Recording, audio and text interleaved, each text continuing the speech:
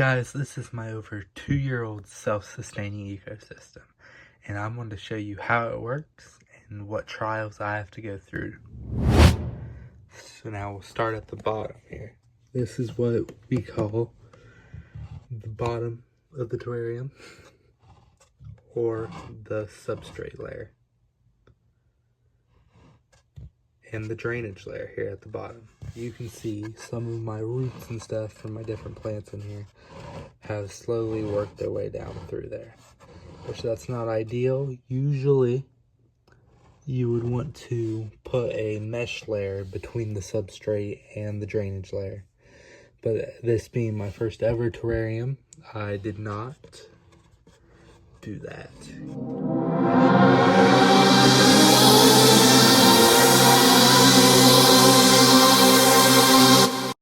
Now onto the substrate layer. This was a mix of reptile soil and some extra cocoa fiber that I used to put on the bottom here. It's nothing too special, but it's perfect for our plants and species in here.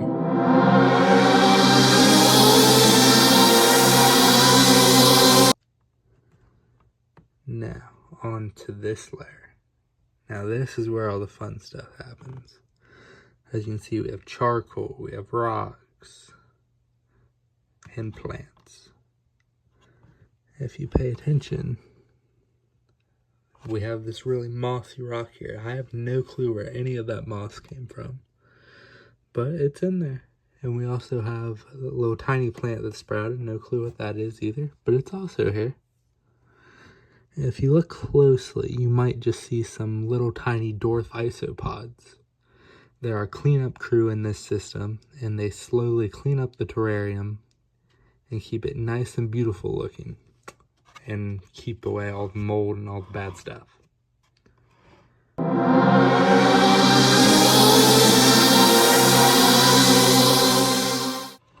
Now, if we'll go out a bit, you can see back here in the back, this is where all of our moss, our sphagnum moss that I put in there. It was actually dried when I put it in there, but with how wet it keeps in there, it slowly brought the moss back to life, and now it's starting to turn this beautiful green color that I enjoy. Back here is the back of our giant driftwood piece. It's like the centerpiece of our ecosystem.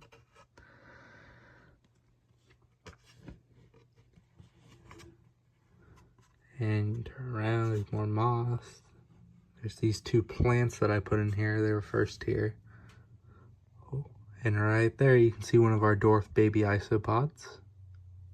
He's a cute little guy. As I was saying, the new plants, they're slowly starting to die. I don't know if it's from overwatering just because of how wet it sits in there, or if it's just they've been in there for over 2 years and it's just their time to go.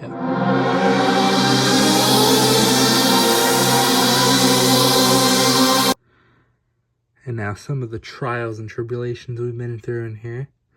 There's been a few times where this lid was kept open a bit too long and it completely dried up in there. But as you can see, it's back to being nice and wet. There's also been times when it's too wet and I've had to leave the lid open for a long while.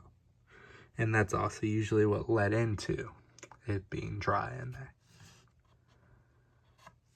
Let me go back and look at our cute little feller there.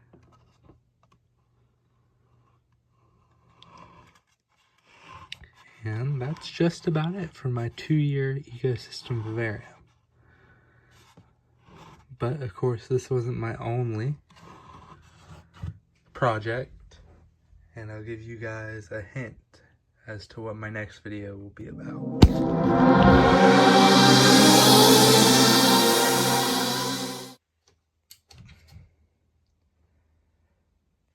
Now this is the lair of the beast.